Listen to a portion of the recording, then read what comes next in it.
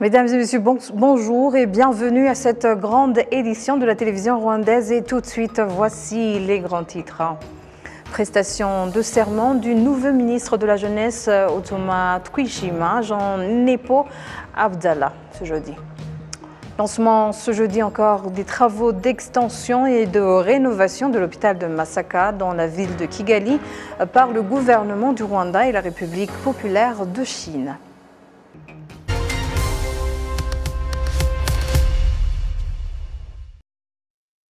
De serment ce jeudi au siège de la présidence de la République au village Rugwiro du nouveau ministre de la Jeunesse, M. Jean-Nepo Abdallah Otoma Twishima. S'exprimant après cette cérémonie de prestation de serment, le président de la République, Paul Kagame, est revenu sur l'aspect collaboration entre différentes institutions du pays, une condition sine qua non pour le développement du pays. Le chef de l'État a indiqué que celui qui devient ministre doit bien comprendre ses nouveaux engagements et combien il doit se dépenser pour des intérêts de la nation. Le chef de l'État a rappelé que la jeunesse est l'avenir de tout pays, un avenir qui se construit sur base des réalités actuelles. Si nous visons l'avenir, a-t-il ajouté, c'est que nous devons commencer par le temps actuel. Cela dépend de l'éducation des plus jeunes, a martelé le président de la République, Paul Kagame. Il a conclu son propos en indiquant que les jeunes doivent être initiés aux valeurs qui contribuent à l'édification du pays. Lancement ce jeudi des travaux d'extension et de rénovation de l'hôpital de Masaka, c'est dans la ville de Kigali, par le gouvernement du Rwanda et la République populaire de Chine.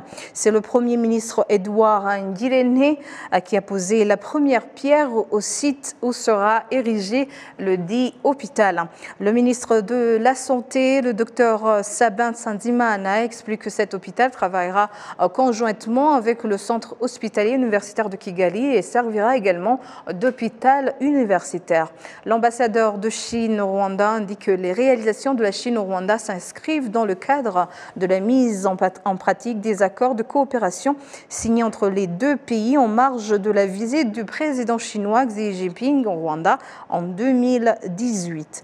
À l'époque, 15 accords de coopération avaient été signés entre les deux pays. Le diplomate chinois a expliqué que la rénovation de l'hôpital de Masaka s'intègre dans la coopération élargie dans le domaine de la santé entre le Rwanda et la Chine et rassure que son pays est déterminé à poursuivre cette coopération et à la développer davantage. Le Premier ministre, le docteur Edouard Ngirente, a rappelé que la construction de l'hôpital de Masaka est l'une des projets de grande envergure visant à faire du Rwanda le carrefour des services médicaux dans la région.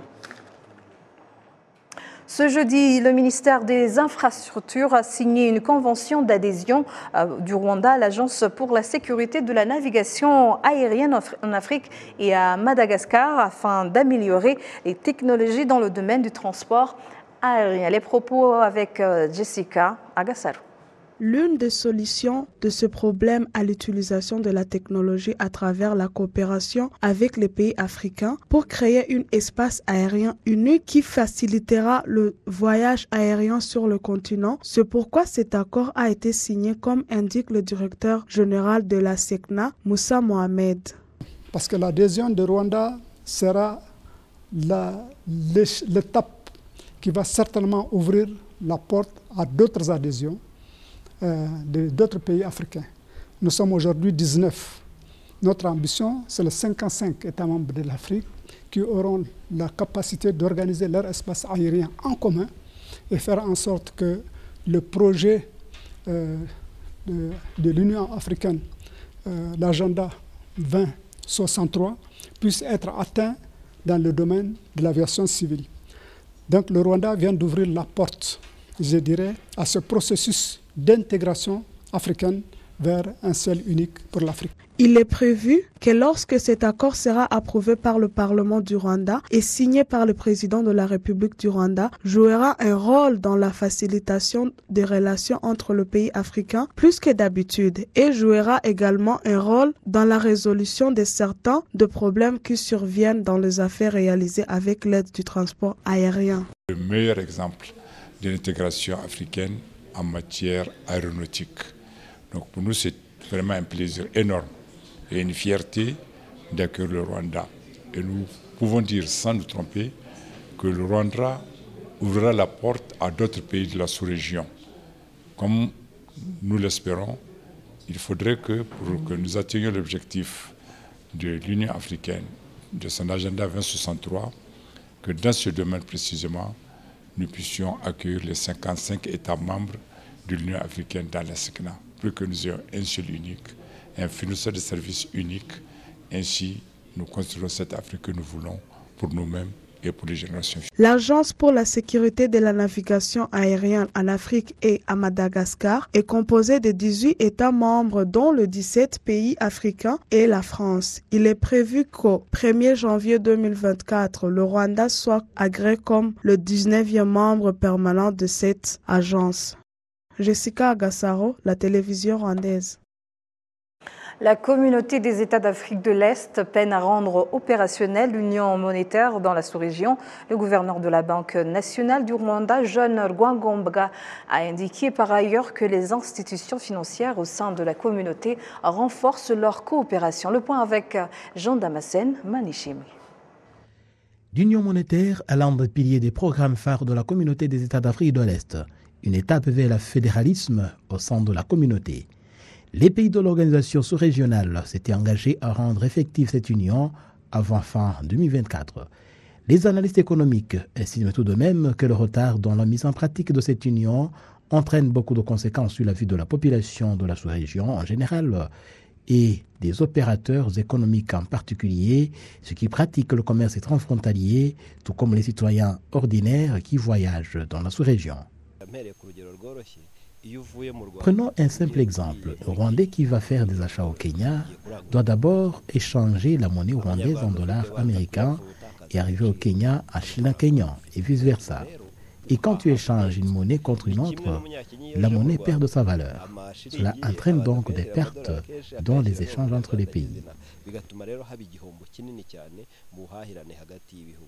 Le gouverneur de la Banque nationale du Rwanda, John Rwangombwa, indique que le chemin reste encore long pour voir l'union monétaire devenir une réalité dans la communauté des États d'Afrique de l'Est.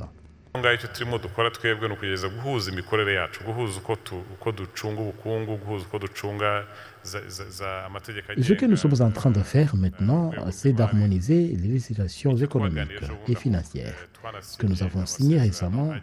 Même si nous n'avons pas encore opérationnalisé cette union, nous pouvons renforcer les échanges au moyen des monnaies respectives. Un Ougandais qui vient au Rwanda peut payer dans une boutique en shilling ougandais sans problème, ainsi de suite.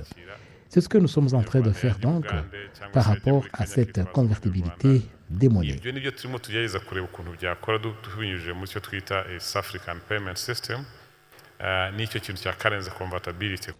La récente réunion des gouverneurs des banques centrales de la communauté des États d'Afrique de l'Est a émis le vœu de parvenir à l'union monétaire avant fin 2031. Le ministre des Transports au Niger a loué la contribution du Rwanda et du président Paul Kagame en général à l'intégration africaine qui a besoin d'être de plus en plus une réalité. Le Rwanda fait partie intégrante de la SECNA.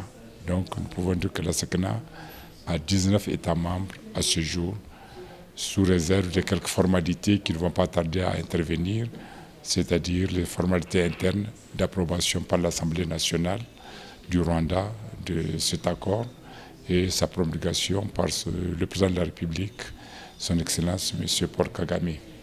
Sachant tout ce qui est de l'entrain, tout ce qui est de la volonté du Rwanda dans la mise en œuvre de l'unité africaine, nous n'avons pas de doute que cela sera fait dans les délais.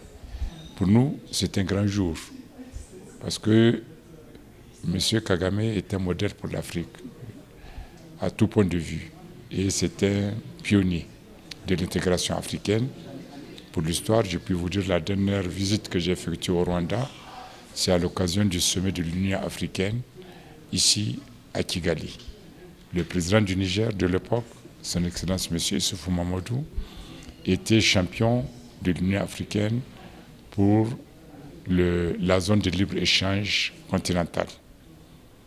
À cette occasion, le président Kagame a beaucoup contribué à fédérer les États africains pour que cette zone soit une réalité, et ce qui n'a pas tardé à être fait en juillet 2019 à Niamey. Je l'ai dit pour rappeler tout l'engagement du président Kagame, tout son leadership en Afrique pour l'intégration africaine. Les chercheurs scientifiques et les enseignants du domaine d'agriculture devraient absolument contribuer au développement de l'agriculture si le gouvernement augmente ses investissements dans la recherche en général. Les détails. Tout chercheur étant un scientifique de haut niveau qui recherche, expérimente et fait progresser une discipline, ceux du domaine d'agriculture se sont rencontrés dans une conférence internationale sur les modèles d'entreprise en agriculture du 27 au 29 mars 2023 à Kigali au Rwanda. Le but est de faire progresser le secteur agricole dans ses économies. Pour voir si on peut organiser ce genre de conférences un peu partout en Afrique pour conscientiser surtout la politique, parce que c'est la politique qui appuie. Et si la politique, il y a une orientation claire de la politique, chez les jeunes, il y a beaucoup d'énergie, il y a beaucoup d'ingéniosité, beaucoup de créativité. Et autour de ça, s'il y a un appui, alors l'Afrique est partie. Le secrétaire permanent au ministère de l'Agriculture et des Ressources animales s'exprime sur les catégories de participants à cette conférence. Est un monde qui a une double vocation. La vocation académique est d'abord celle d'enseigner les étudiants, donc de dispenser des matières théoriques et pratiques, mais également le deuxième rôle consiste à l'innovation et à la vulgarisation. C'est pour cela qu'aujourd'hui nous avons mis ensemble ces chercheurs qui sont basés principalement à l'Université du Rwanda, mais aussi nous avons des invités qui sont venus des pays étrangers en vue de voir comment les innovations qui viennent dans les institutions académiques peuvent être bénéfiques aux agriculteurs qui sont dans notre pays ou dans les autres pays africains. La conférence internationale sur les modèles d'entreprise a été créée pour permettre une discussion ouverte et le partage d'idées, cela dans l'esprit d'un laboratoire ouvert et de modèles d'affaires perturbateurs qui permettront des changements importants rapides dont les économies non développées ont désespérément besoin. En 4 mois seulement, environ 900 habitants du district de Kamwinyi se sont constitués en 45 groupes et ont reçu l'appellation d'artisans de la paix. Ce programme est soutenu par une organisation dénommée Wono Center for Peace. Ceux qui ont bénéficié des échanges avec ces artisans de la paix indiquent que ce programme leur a permis de changer leur vie et ont pu guérir et penser leurs blessures. Le récit de Patrick Niledandi. Pour beaucoup, cela peut sembler normal, mais certaines personnes indiquent l'importance de ce genre de programme et les experts confirment que les exercices de respiration ainsi que la psychothérapie permettent de résoudre bien de problèmes et certaines maladies. Ce sont ces hormones de stress qui peuvent conduire à la pression artérielle, l'insomnie, des migraines persistantes. Cet exercice de respiration permet à cette orthosympathique de baisser et permet à l'individu de retrouver sa quiétude. En deuxième lieu, cet exercice permet de réveiller la partie du cerveau qui nous permet d'être calme et de socialiser.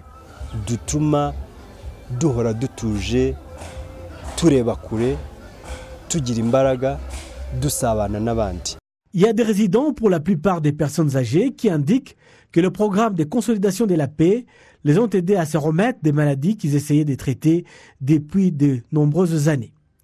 Un autre résultat de ce programme, qui dure 16 semaines, a été la résolution de certains des défis, dont les familles notamment, en matière de cohabitation. On dénombre à ce jour 234 groupes d'artisans de la paix dans 7 secteurs. Les responsables du district de Kamoni déclarent que c'est un canal utilisé pour plaider en faveur de solutions alternatives pour résoudre les problèmes qui préoccupent beaucoup de gens et qui sont liés à l'histoire qu'a connue le pays. Vous avez suivi les témoignages de certaines personnes qui avaient même l'intention de se suicider. Mais aujourd'hui, ces personnes ont l'ambition de progresser dans la vie, de s'aimer et vivent en toute quiétude. Nous essayons d'atteindre le maximum de personnes grâce au sport collectif, à qui on explique l'importance de l'exercice physique qui permet de guérir de certaines formes de stress. Les enseignements pour construire la paix d'esprit, la confiance mutuelle dans les relations sont quelques-unes des choses qui, selon les bénéficiaires de ce programme, qui ont permis aux bâtisseurs de paix de participer aux activités de développement du pays. Les recherches montrent que 5% des Rwandais qui souffrent de dépression et d'anxiété sont les seuls à se rendre dans des centres médicaux. Ces bâtisseurs de paix peuvent être appelés à contribuer à la résolution de problèmes à leur niveau, d'autant plus que leur programme inclut la cicatrisation des plaies. Autour de 500 personnes en provenance des institutions financières et ceux du secteur de la technologie au Rwanda et d'ailleurs ont discuté sur l'utilisation de la technologie dans les institutions financières dans le cadre d'améliorer le secteur financier dans tous les sens, notamment l'octroi des services. Au cours des 2 jours de la conférence connue comme Microfinance Technology Summit, ils ont montré leurs progrès réalisés dans l'utilisation de la technologie mais aussi les obstacles existants des institutions financières qui n'ont pas encore atteint le niveau d'utilisation de la technologie et ce qui peut être fait pour le développement socio-économique. Il s'agit d'une conférence internationale organisée par la Confédération des petites et moyennes institutions financières du Rwanda, AMIR, et seulement 23% des 458 petites institutions financières au Rwanda utilisent la technologie dans l'octroi de leurs services. Ainsi, le gouverneur de la Banque centrale du Rwanda, John Rwangombwa, affirme que cette année 2023 prendra fin alors que toutes ces institutions utilisent toute la technologie. Le sommet d'aujourd'hui sur la technologie en microfinance a pour objectif de montrer au secteur de microfinance que la technologie est l'une des objectifs ou bien des orientations qui peuvent aider le secteur à se développer et surtout à donner un bon service à ses clients. Et pour dire que le secteur lui-même ne peut pas résister à l'extérieur de la croissance économique au niveau mondial. Les avantages de la technologie dans le secteur de microfinance. Actuellement, vous voyez que le secteur financier en général se développe à partir de la technologie. Ce qui veut dire que si actuellement les gens peuvent utiliser par exemple les téléphones à accéder aux services financiers, si actuellement on peut utiliser les ordinateurs portables, tout ça pour accéder aux services financiers, si on peut mener du business au monde entier sans toutefois se déplacer, cela veut dire que les clients des institutions de microfinance doivent également bénéficier de ces avantages de la technologie. Une fois les institutions de microfinance et aussi parviennent à accéder à ces technologies, leurs clients vont immédiatement bénéficier de tout ça. Clôture à Kigali ce jeudi d'une conférence internationale sur l'usage de la technologie dans l'éducation. Le professeur Wencelas Nzabarirwa de l'Université du Rwanda revient sur les attentes de cette conférence et les perspectives d'avenir. Cette conférence a regroupé beaucoup de chercheurs venant de plusieurs pays, je pense une quinzaine de pays, dont des pays comme la Belgique, le Portugal, même la Finlande, mais aussi des pays africains, comme la Tanzanie, Zambie, Kenya. Et nous avons saisi l'occasion de discuter beaucoup de thèmes relatifs à l'éducation, comme l'introduction des nouvelles technologies dans le processus d'enseignement-apprentissage. Et vous savez que dans le monde actuel, la technologie est très importante. On ne peut pas renforcer le processus d'enseignement sans l'intégration des nouvelles technologies. Et les leçons qu'on peut tirer, c'est que nous devons organiser chaque année une conférence comme celle-ci pour que les gens reviennent ensemble et puissent continuer à discuter des problèmes actuels de l'éducation qui sont très nombreux. Et on peut citer notamment comment renforcer les nouvelles technologies, mais aussi comment on peut intégrer dans l'enseignement la dimension du genre et essayer que même le genre féminin, les femmes puissent aussi accéder à l'enseignement supérieur et puissent terminer l'enseignement supérieur, parce qu'on se rend compte que dans l'enseignement primaire, les filles sont nombreuses, et même dans l'enseignement secondaire, on voit qu'il y a un bon nombre de filles, mais à l'enseignement supérieur, le nombre diminue. Et je pense que la conférence a été un succès. C'est une première du genre, mais nous pensons qu'au fur et à mesure que nous allons avancer. Un bon leader est celui qui incarne les valeurs qui caractérisent un bon citoyen rwandais, c'est-à-dire œuvrer dans la lutte continuelle contre l'injustice.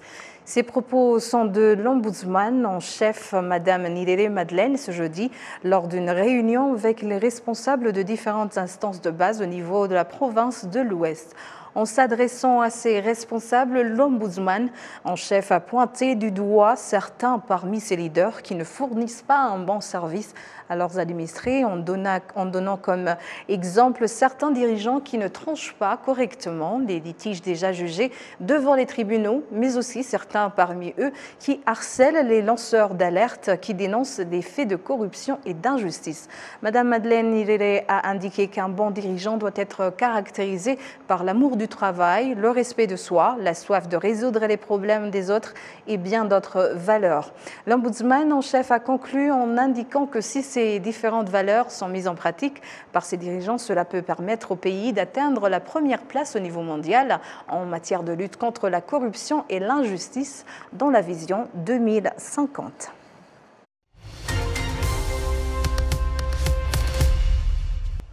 Au nom de toute l'équipe qui a contribué à la réalisation de cette édition, je vous remercie. Bonne poursuite des programmes de la télévision rwandaise et d'ici là, portez-vous bien.